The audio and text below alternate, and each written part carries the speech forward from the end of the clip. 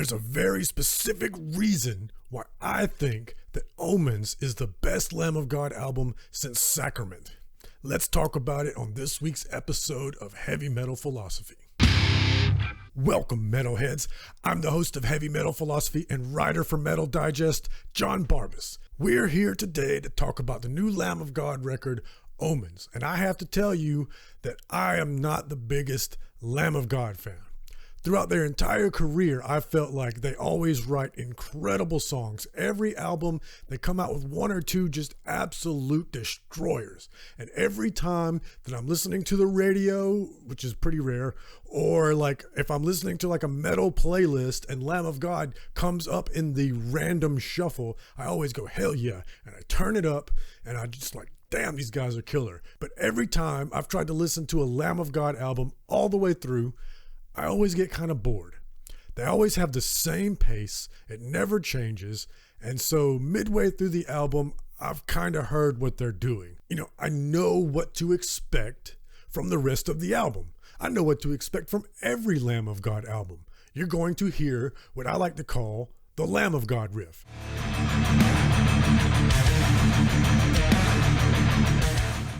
And stick around, I will explain what the Lamb of God riff is in a moment, but let's continue the observations.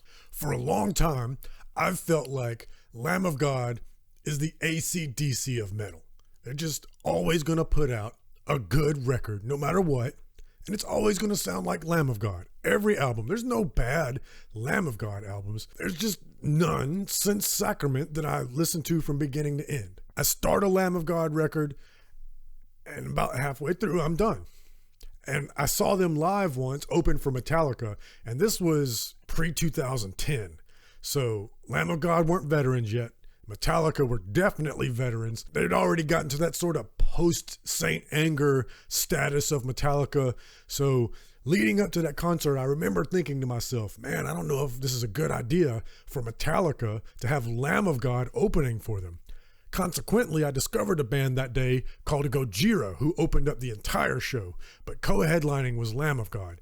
Anyway, I remember thinking, Lamb of God's heavy. Like, I don't know if this is a good idea for Metallica, who is now, a veteran band, to have these young, super heavy and hungry guys open for them. Well, the Lamb of God set started, and of course it was so heavy, and Randy Blythe was just commanding the stage, and I was like, yep, here it is.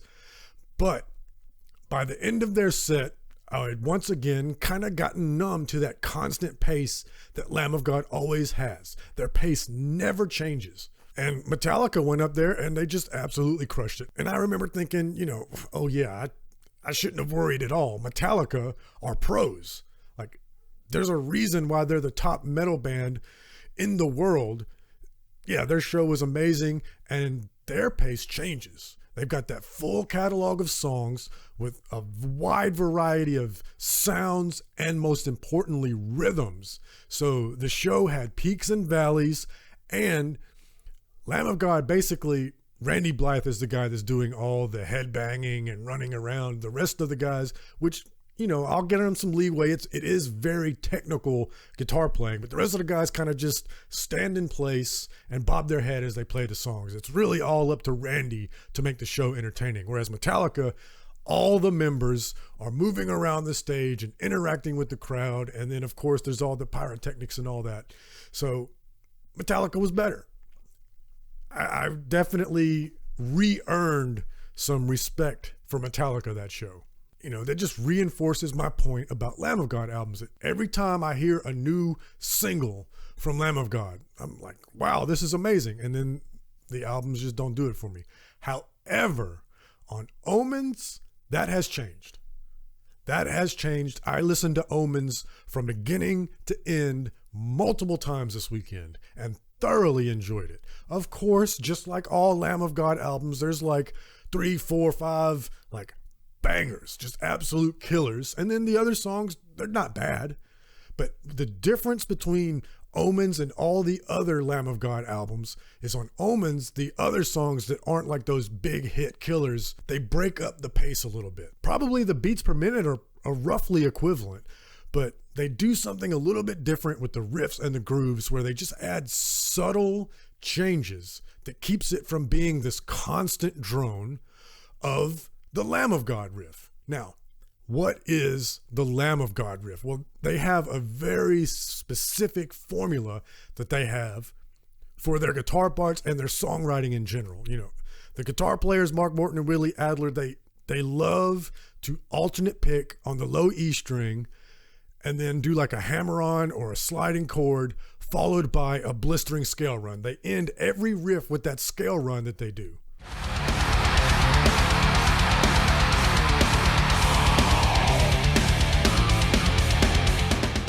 And if they're not doing that, which this is less present on Omens as was their last album, their self-titled album, but when they're not doing that, if there's like some sort of rhythmic power chord thing going on, they love to have that dissonant noise going on over it. And it's a constant move that they pull throughout their career. And that's the issue that I've always had. They don't change their pace, and they've got these signature moves that they use over and over and over again. And Randy Blythe does that too. You know, he's always got these fantastic social commentary lyrics, but as a vocalist, he has a very certain delivery, and most of his cadences are very similar throughout their entire discography. So that can also sort of become same as you listen to a full-length record. And listen, they didn't reinvent themselves on this album. It is most definitely a Lamb of God album, but they did just enough little subtle things to break up the Lamb of God riff, to break up Randy's cadence. And he did more to add variety to his vocals other than that sort of spoken word thing that he does pretty regularly. He added just you know, I'm not asking for him to turn into Chris Cornell. Nobody is.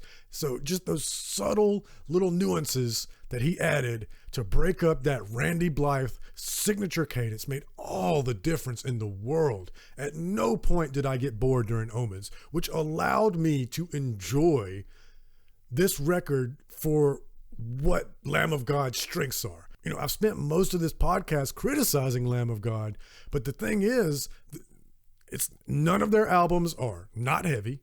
None of their albums are phoned in. None of their albums are, you know, lacking passion, or none of them are bad technically.